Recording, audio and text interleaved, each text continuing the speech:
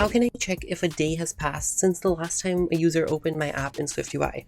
So what I'm going to do for this may look a bit complicated at first, but I promise the logic is really simple.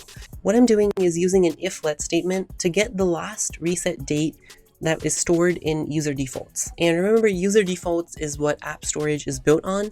It's just that it has a different writing style and it uses this for key notation to specify which value we're talking about.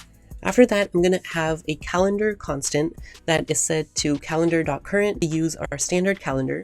And then I'm going to set now as the date. And so date returns the exact date at that moment with time down to the seconds or even further. After that, I have start of today is equal to calendar.start of day for now.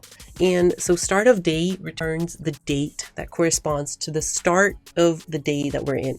So whether you call this at 12:01 a.m. or 12 p.m. or 3 p.m., it's going to return the same value until we change to the next day. Besides this, all I need to do is every time I do reset the value, I need to make sure that the start of the day that we're in is stored in that user defaults value so that it doesn't ever go out of sync.